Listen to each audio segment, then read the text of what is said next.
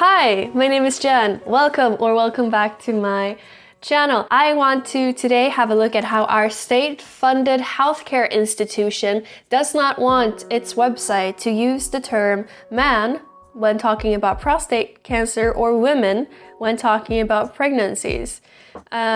Yeah, this is not going to be any sort of deep dive into this topic. I just want to share with you what has been uncovered and what my thoughts are on it.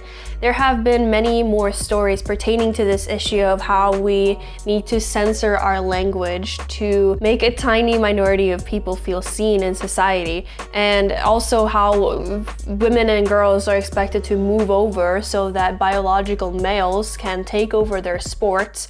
But there's also been one story from the Karolinska Hospital in Stockholm where they have stopped using hormone therapy on children because they don't know what the long-term effects will be or what the risks are, and they don't want to use children as guinea pigs. So that's one thing, that's one positive thing coming out of this topic or this issue or whatever you want to call it.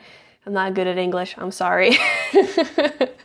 But yeah, let's just dive into it. Journalist Ivan Arpi recently uncovered a page from the official health guide website. So this website is where you go to book healthcare appointments. It's where you look at your health journal, get your prescriptions, and also where you can find information on medicines, illnesses, and health predicaments. The page he uncovered and posted on Twitter outlines what language the website should be using and what terms they should avoid. It says, delete or rewrite if, for example, some women who have had eating disorders relapse during pregnancy. And so they want you to not write women, but instead write people, I guess. So it would be some people who have had eating disorders relapse during pregnancy.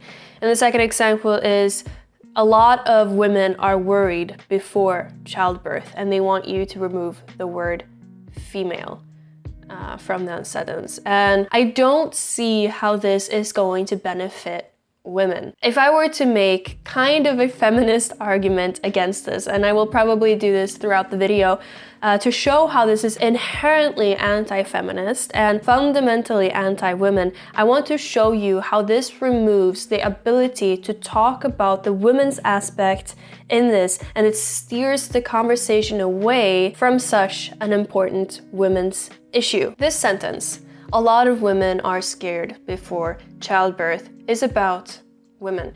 If you remove the word women, you remove a fundamental part of the issue.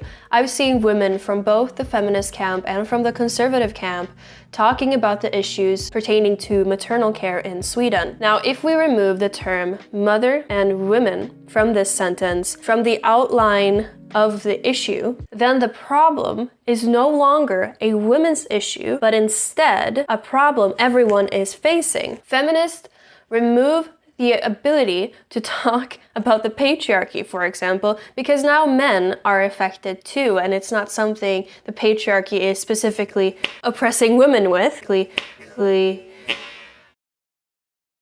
Feminists remove the ability to claim that women are oppressed because it is no longer specific to women.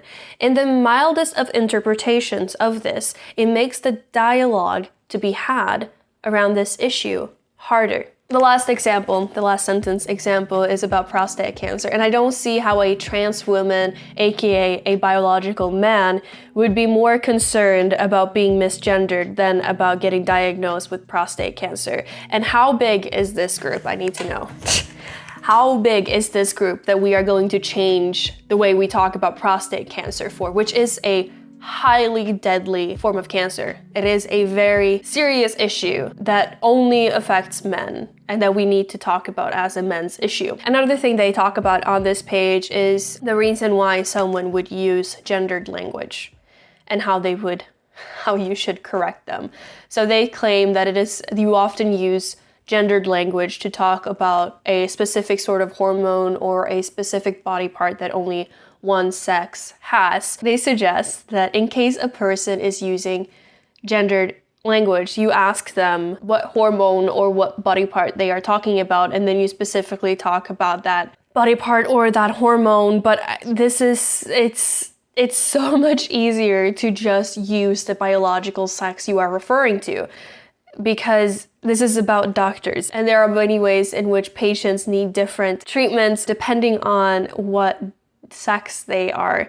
These ideologues have come so far in convincing us that what we see is not there, basically. Ivar Arpi also brought up another example from a different website, a different state-run website from the state-run insurance company Försäkringskassan. Here they are talking about the need to take pregnancy leave for people who have straining work.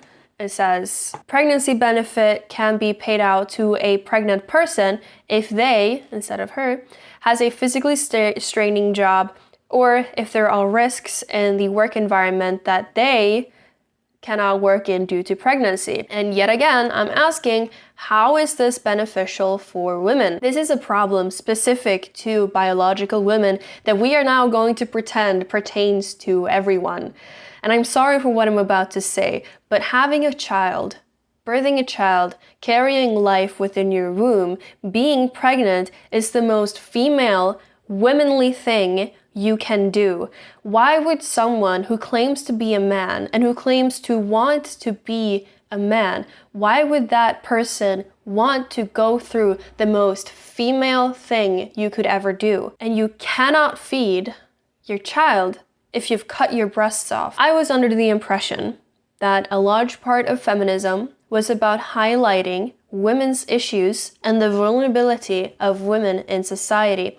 Removing the concept of women also removes the opportunity to talk about the vulnerability specifically women face due to both biology and the so-called power structures like the patriarchy that feminists believe in.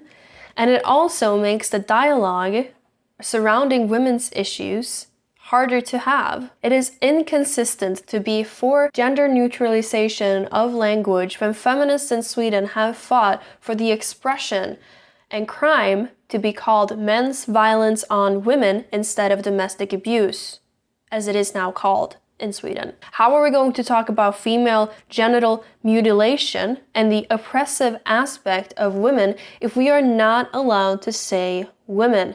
How are we going to talk about the issues girls face around the world with having available hygiene products for their periods, for example, or being allowed to go to school if we now have to stop calling them girls and women?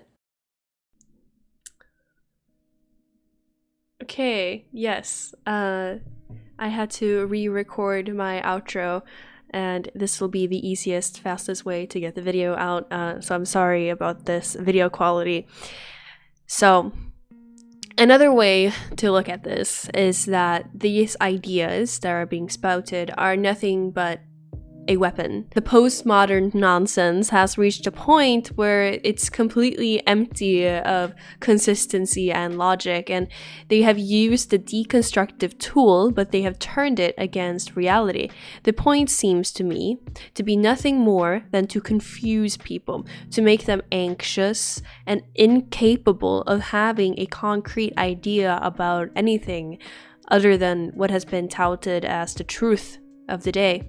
The complete lack of consistency in logic is therefore not a flaw. It's quite the contrary, the most important building block in the whole construction. 20 years ago or so, no one but a few radicals would be sitting down talking about these things, and the so-called ordinary people could just shake their heads, laugh, and move on. But now people are sitting down seriously thinking about whether they dare to use such simple concepts as man and women.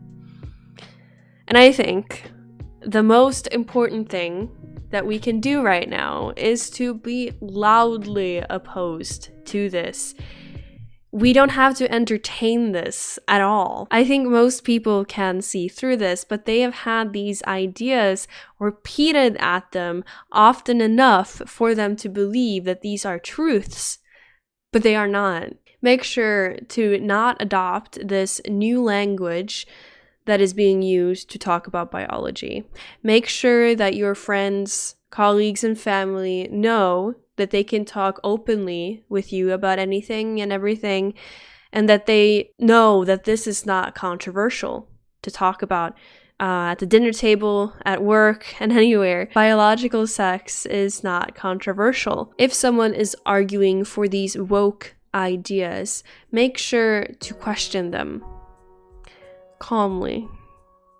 And don't be afraid of whatever ism they might throw at you. It's gone too far, but I am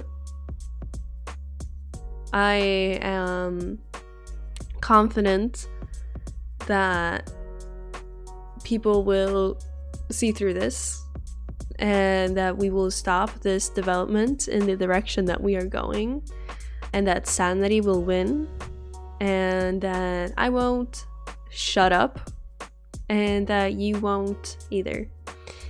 So yeah, thank you so much for watching this video and for listening. If you want to see more videos, be sure to subscribe.